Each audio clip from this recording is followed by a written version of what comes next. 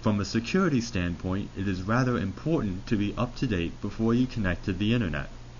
If your system is vulnerable and you connect to the internet, you can quickly get a worm like the blaster worm, which is of course a bad thing. However, to get patched, you need to connect to the internet and download patches from Windows Update, so while you're downloading, you're basically exposed. There is a solution though.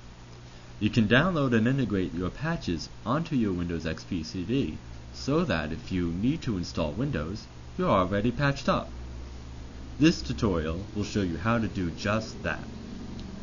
Besides the security advantages, this is a useful approach to updating because you only need to download the patches once, which are sometimes quite large, and there's no need to spend time installing them because they're already on the CD. So before we begin, I have a few notes to tell you.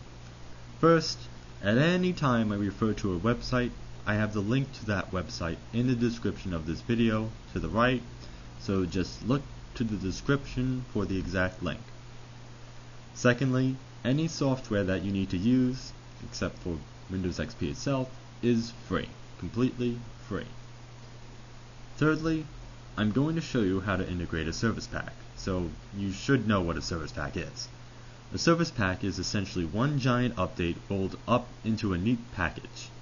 What Microsoft does regularly is they'll release a bunch of patches over a course of time, and then, like, say a year or 2 years, they'll release a service pack that includes all the individual patches that were released before the service pack. Okay, let's get started. The first thing we need is a CD burning application. If you don't have one, download BurnAware from glorylogic.com. Once again, all the links to all the websites you need to go to is on the right of this page. The next thing you need is all the patches for Windows XP. There's Service Pack 3, which again is essentially one giant patch, which can be downloaded at this page. Again, link is provided at the right.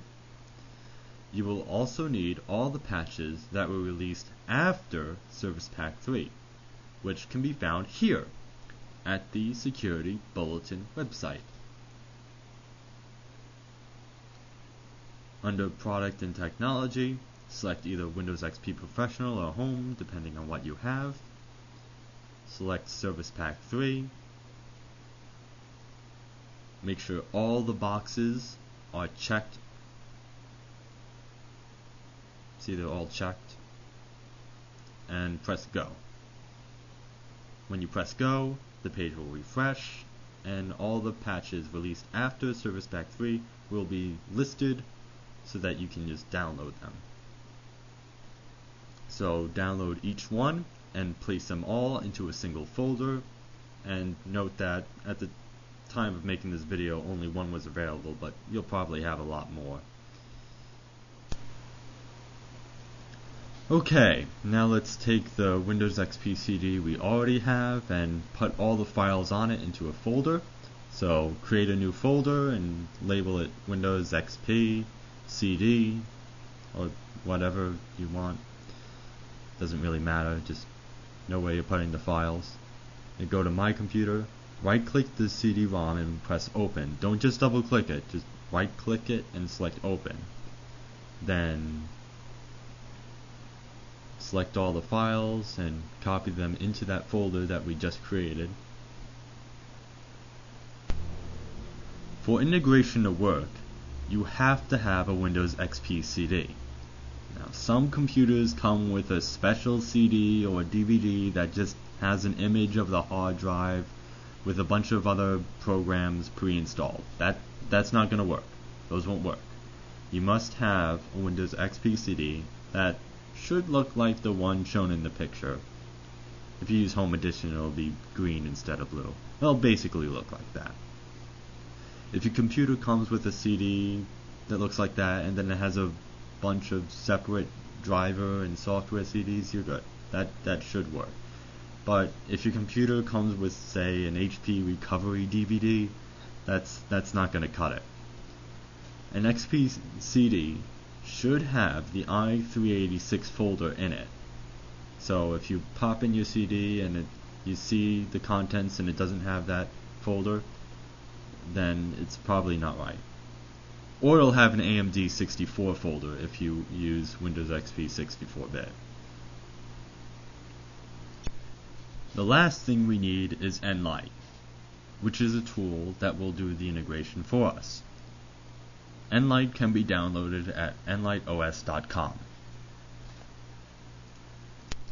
Okay, we got everything that we need, so let's begin. Start up on nLite, select the folder that has our Windows XP installation files that we got from the CD. The folder right there. And press OK. Next up we have this presets page. Just ignore it, we don't need it. Alright. Select Service Pack, Hotfixes, Add-ons, and Updates, and Bootable ISO. Click Next. Once those are selected. And select the Service Pack that we downloaded, in this case Service Pack 3, so that it'll integrate it.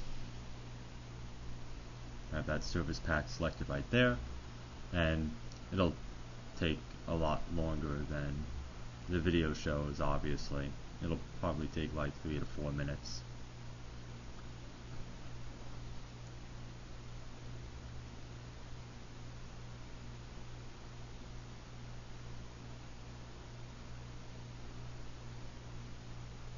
Moving right along.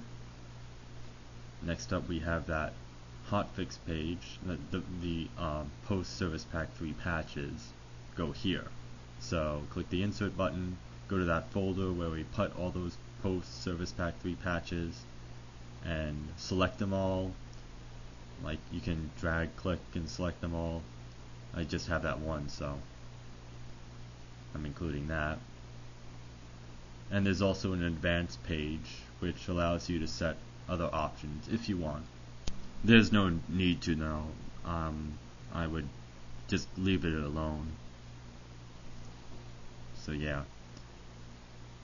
After this page, it'll do all the work of integrating everything.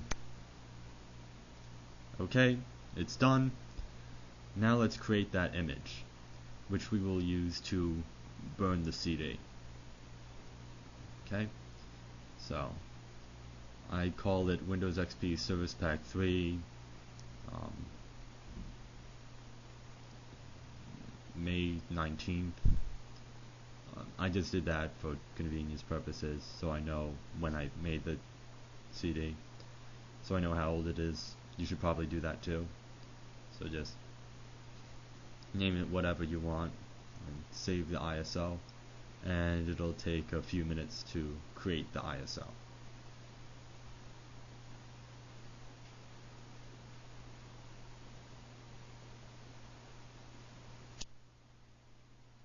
Last step, now we get to burn the CD. So load up BurnAware or whatever CD burning application you have. I'm using BurnAware, so that's what I'm going to show. Burn the ISO image.